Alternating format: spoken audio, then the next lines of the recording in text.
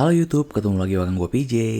Di video kali ini gue mau sharing cerita tentang awal waktu dulu gue mulai bisnis foto pernikahan atau foto wedding. Karena akhir-akhir ini gue banyak terima pertanyaan tentang gimana sih cara mulai bisnis foto pernikahan atau foto wedding. Di sini gue cuma sharing, bukan menggurui teman-teman.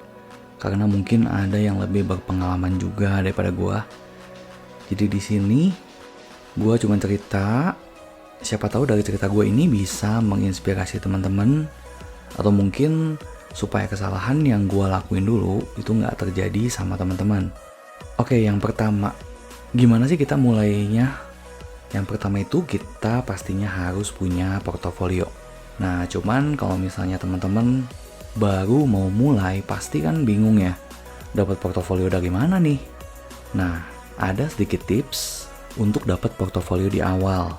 Kalau gue sendiri dulu ngelakuin dengan ikut nebeng waktu ada saudara gue yang kebetulan mau nikah.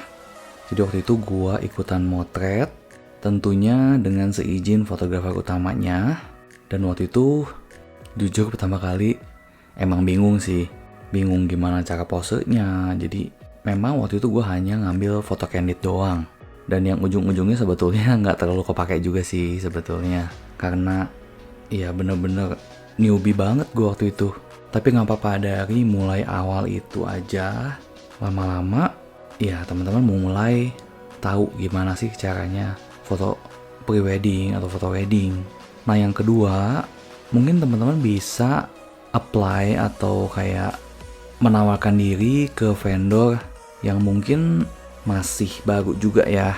Mungkin teman-teman bisa cari yang satu kota sama teman-teman. Misalnya ada vendor A, teman-teman bisa menawarkan jasa untuk, boleh nggak saya ikutan motret, nggak usah dibayar, nggak apa-apa, dan nanti fotonya bisa dipakai oleh vendornya untuk dikasih ke klien. Jadi ibaratnya di sini kita memang awalnya kan nggak mungkin dong kita minta bayaran, dan nggak mungkin juga vendornya mau bayar kita kalau kita nggak punya portofolio. Nah jadi awalnya ini ya udah kita kasih gratis, tapi di sini kita juga belajar. Nah biasanya sih kalau misalnya vendor dikasih tawaran kerjasama kayak gitu, harusnya sih mau ya, karena kan mereka dapat stok foto gratis. Walaupun memang kalau yang fotonya masih awal-awal mungkin hanya sedikit yang bisa kepake fotonya. Tapi nggak masalah. Nah yang kedua, teman-teman perlu yang namanya pengalaman. Dulu juga sama, sebelum gua memutuskan untuk gua buka vendor sendiri atau buka fotografi atas nama sendiri, itu gua prosesnya mungkin sekitar 6 bulan sampai 1 tahun untuk ngumpulin portofolio. Dan pengalaman-pengalamannya itu memang menurut gue nggak bisa dalam waktu singkat ya. Jadi selama kita terus nerima job, terus motret, itu tuh seiringnya waktu tuh kita dapat pelajaran-pelajaran dari setiap job yang kita kerjain. Jadi lama-lama mulai tahu gimana sih cara menghadapi kondisi yang seperti ini misalnya. Nah itu tuh memang nggak bisa instan, memang harus dijalanin. Jadi jam terbang itu memang nggak bohong. Jadi sambil mengumpulkan jam terbang, teman-teman juga ngumpulin portofolio yang nantinya bisa kepake untuk kita buka brand sendiri. Jadi sekarang, waktu awalnya itu kita jadi freelance dulu. Kita jadi fotografer tambahan atau second shooter untuk vendor-vendor. Oke, selanjutnya ini menurut gue harus diputuskan waktu awal. Kalau gue sendiri milih spesialisasi di fotografi. Gue sempet juga ngerjain beberapa job videografi, tapi waktu itu gue hanya sebagai shooter aja. Jadi nggak sambil ngedit ya, jadi cuman shooting doang, filenya nanti dikumpulin, nanti ada editornya. Nah sedangkan kalau fotografi, karena gue memilih untuk spesialisasi di fotografi, jadi betul-betul dari proses awal gue motret, sampai ngedit, sampai jadi final produk atau foto yang udah siap dicetak, itu gue yang ngerjain semua. Nah sebetulnya ada beberapa orang yang memang punya talenta khusus yang bisa handle dua-duanya sekaligus. Tapi menurut gue ini jarang banget, dan gue pribadi nggak sanggup sih kalau misalnya di satu event wedding gue megang foto plus videonya sekaligus. Kebayang ya, tangan kan cuma 2 gitu ya. Kameranya kalau harus gonta-ganti, apa kekejar nggak waktunya? Nah di sini gue sendiri sangat memprioritaskan momen atau ya event klien yang sangat penting. Namanya nikahan nggak mungkin dong diulang.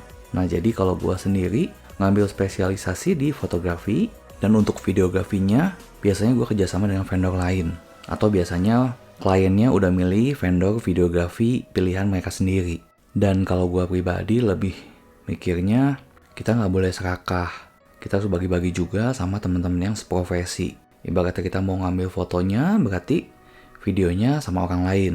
Kalau misalnya kita mau ngambil videografi berarti fotonya sama vendor lain. Jadi bagi-bagi rezeki lah istilahnya. Oke, yang selanjutnya kita juga harus milih spesialisasi, yaitu kita mau ngambil foto pre-wedding atau foto wedding day atau hari H-nya. Nah ini sebetulnya bisa dua-duanya sih. Gue sendiri dulu awalnya hanya ngambil foto pre-wedding doang. Tapi lama-lama gue ngambil foto wedding day juga. Sampai yang terakhir itu gue hanya balik lagi ngambil foto pre-wedding aja. Oke, yang pertama foto pre-wedding. Ini menurut gue fotonya lebih nyantai ya. Dan gue sendiri lebih suka foto pre-wedding dibanding foto wedding day. Kenapa? Karena wedding day itu ya ritualnya pasti berulang ya. Lama-lama mungkin kita bakal jenuh prosesinya kayak gitu lagi. Nah mungkin yang dirubah itu cara ngambil fotonya.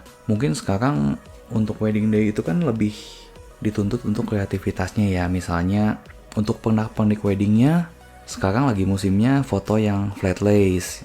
Semua undangan, cincin, mungkin sepatu itu difoto, ditata.